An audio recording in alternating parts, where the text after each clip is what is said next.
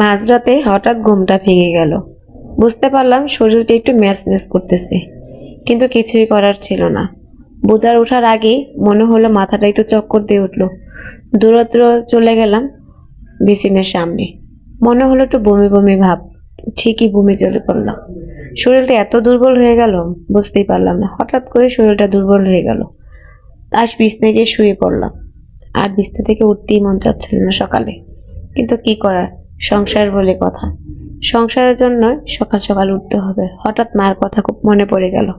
মা থাকলে হয়তো বা আজকে বলতো আমাকে বিছনা থেকে উঠতে হবে না, শুয়ে থাক, আমি সব করছি। ঠিক এমন সময় আমার হাজবেন্ড আমাকে বলল, তোমার শরীরটা কি খারাপ? আমি বললাম হ্যাঁ। বলল আজ তোমার কিছু করতে হবে না, আমি সব করব। মনে মনে খুশি হলাম। যাক, একজন তো বললো যে আমার সবকিছু করে দিবে। নিশ্চিন্তে শুয়ে পড়লাম। তাই বলল, আজকে শুক্রবার, কাপড় চোপড় অনেক হয়ে গেল, তুমি শুয়ে থাকো, কি কি ধুতে হবে আমাকে বলো, আমি ধুয়ে দিচ্ছি। আমিও খুশি মনে সবকিছুই দিয়ে দিলাম। বাচ্চাদের কাপড়, অনেক কাপড় একসাথে নিয়ে জমা করে দিলাম। বললো তুমি এগুলো শুধু ভিজিয়ে দাও, বাকিটা আমি দেখতেছি। আস্তে আস্তে বিছানা থেকে উঠে ওগুলো সব কাপড় সাবান দিয়ে পানিতে ভিজিয়ে নিলাম।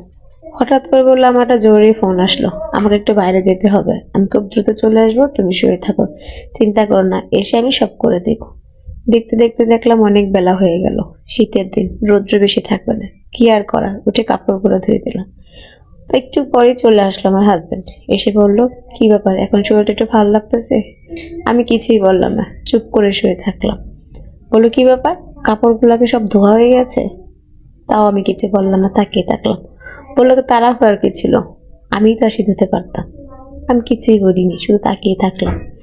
তারপর বললো, মা 11টা বেজে গেল, কি কি রান্না করতে হবে বলো। আজকে আমি সব রান্না করব। আমি বলে দিলাম যে চিংড়ি মাছ ভুনা, ঝিঙা দিয়ে ছোট মাছ দিয়ে ঝোল করবো। বললো আচ্ছা ঠিক আছে, তুমি শুয়ে থাকো। সে ফ্রিজে গিয়ে ঘাটাঘাটি শুরু করলো। আর বলতেছে, কোথায় কি, আমি তো খুঁজে পাচ্ছি না, একটু যদি তুমি আমার বের করে দিতে। আমি উঠলাম, উঠে সবকিছু বের করে দিয়ে দিলাম, দেখিয়ে দিলাম কি কি রান্না করতে হবে। তারপর বলতেছে, একটু যদি কেটে কুটে দিয়ে দিতা, আমি তো কাটতে পারতেছি না, কি আর করার। উঠলাম, উঠে কেটে দিলাম। তারপর বলল, কিভাবে কোনটা দিয়ে কি রান্না করবো, তুমি যদি একটু শুধু আমার দেখাই দিয়ে বসাই দিয়ে দিতা, আমার অনেক ভালো হতো, বাকিটা আমি দেখতেছি। কি আর করার, আবার উঠলাম, উঠে সবকিছুকে রান্না বান্না করলাম। বল ঠিক আছে, তোমার আর কিছু করতে হবে না, তুমি শুধু তরকারিটা বসিয়ে দাও, আর ভাতটা ঠিকঠাক মতন হয়েছে কিনা দেখে মাঠটা গিলে দাও। আমি এসে তাই করে দিলাম। কিছুক্ষণ পর বুঝলাম যে শরীরটা আর ভালোই লাগতেছে না, তাই আবার শুয়ে পড়লাম। এখন এসে বলতেছে, ওঠো সবাই একসাথে খাই। আমি কিছুই বলিনি। ও যে সারাদিন এত কষ্ট করে রান্না বান্না করলাম, একসাথে খাবো, তাও তুমি খেতে পারছো না, ওঠো, রান্না শেষ আমার। আমি ওর মুখের দিকে তাকিয়ে থাকলাম।